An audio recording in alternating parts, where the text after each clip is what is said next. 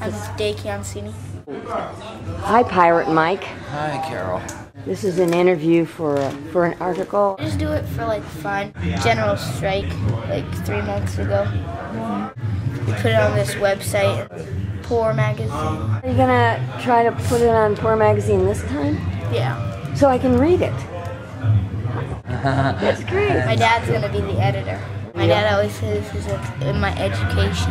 You go to public school there? Yeah. Alice Fong Yu. It's in the Inner Sunset.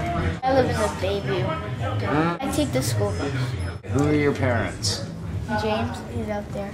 He's a social worker. And my mom does legal research. You have a younger sister. Yeah. She is really smart. I can't wait to meet her. I believe she's the wave of the future. Her name is Helen. Helen of Toy. Classic. These rooms are empty and people are living in here. It's really outrageous, isn't it? There are 32,000 empty. And there's 15,000 homeless people. Why would a 10-year-old be so much more enlightened than the average adult in San Francisco? This little kid is concerned about housing when the people who run the city have no concern about it. So this is the beauty of this young man. He has testified in front of the Board of Supervisors. He's on fire. I just want to like have everybody fair and equal housing. If there's 15,000 homeless people out there and there's 32,000 empty houses in San Francisco, why don't they just put them in there? It doesn't make sense. The hallmark of civilization is how well a society can take care of the most amount of people. In San Francisco, we have an extreme polarity between housing and people who need housing. It's evident to a 10-year-old.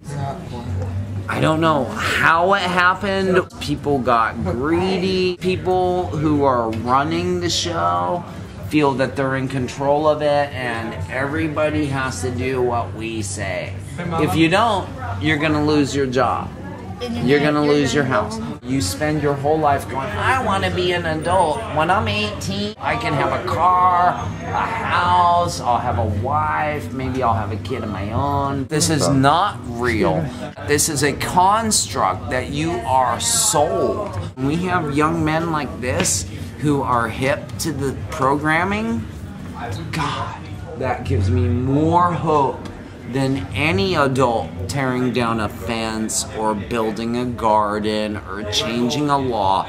The main thing is these little kids that recognize all is not well. Your parents have educated you to the ways of the world, not how you need to fit in.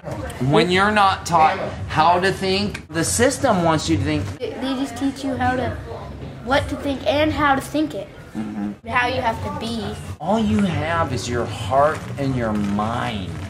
You have your muscles and you have your time. So you have labor potential, physical potential, and we will rent your physicality for time and money so that you can get a house and you can collect DVDs and be hip with the Kardashians. Thank God little kids are getting hip to this. The adults scare me. I want the little kids and the women to rule the world. But when the man and the identity of success starts to rule the world, that's when I have a problem. What does May Day mean to you? The reason why we come to May Day March is, one, to educate the people of the United States as to the significance of May Day, which is to take a day off from work. They do not have to work or do anything or anything other than love their little children. And get out and have fun. A barbecue. Not a Hallmark holiday. Not Christmas, not Easter, not Mother's Day. The holidays that people don't really celebrate as much as exactly the popular ones. Right, because what are you going to sell on May Day? You can't sell cards, you can't sell candy, you can't sell toys. You can have fun. Now, the having fun element has to do with the true origination of May Day, which is the rites of spring. It's the first day officially of spring. We used to run around naked, dancing around the maypole. Getting all the bad things off of you. Pretty much, just erase the chalkboard. It's May Day, dude. I mean, it's like awesome. You don't have to work, you don't have to go to school. All you need to do is hang out with your friends and family. What upsets me the most, you guys, is that despite all that, they still have to go to work. They have to go to school. And the thing about May Day is liberation. Spring is about liberation. The ultimate goal in my revolution, as I see it, is the abolition of poverty. On April Fool's Day, we took this building over. We're gonna keep hitting it and hitting it until they give it to us. Not particularly the Archdiocese of San Francisco or the Catholic Church, but the establishment. May Day is about the liberation of humanity. The springboard, the platform. As Occupy, we are in our 4th stage of a 8-stage movement process in terms of revolution. We're in the takeoff stage. Right now, we are so energized. But at the same time, Carol Harvey, people are losing faith. People don't know, should I go back? I don't know what I should do right now. But the 4th stage is the most important stage because as many people leave the movement, crystallizes the movement into a solid core of individuals who will then affect the greater thing. Your family, they're not particularly rich, but you guys aren't dead poor either. Now we're in the middle. They try to get everybody so comfortable with where they are that they don't need to strive higher or lower. Let's say you're lower middle class. You have your Haagen-Dazs, some clothes for school. Your parents aren't gonna let you go without glasses.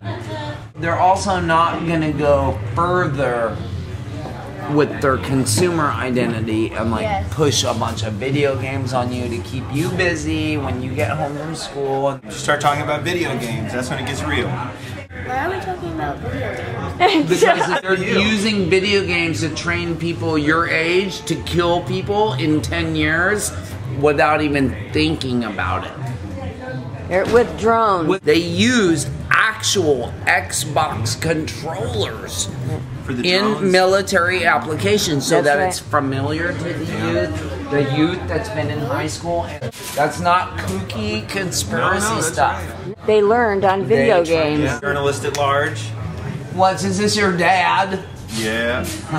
Michael. James. All right, James, I'm pleased to meet you. Working on the article. Yep. This education, no school today. So this is what's better the than deal? school. My daughter's 18. Jordan Clift is a photojournalist that documents human suffering throughout Central America at the hands of the United States. He is an amazing artist. Some of his artwork is online. I'm already famous, but it doesn't mean anything. You get all fancy pants about it, right? Let's say you're making a bunch of money and you have everything you want, and you will just keep trying to acquire that. But you realize that your whole life has been spent for somebody else. The best thing you can do with your fame is to build a soapbox. I'm going to use my work to educate other people. The only gains we can make as humans is to give our lives to others, to live our lives in service to the entire planet. And dude, when you do that, the universe will help you do what you gotta do. Thank you for trying to be a journalist and learn. You're young and you're starting, and it's gonna be your world. Fist bump. I was telling him, you know, he's in the 5th grade. It was the best 3 years of my life. Okay, Dave, thank you.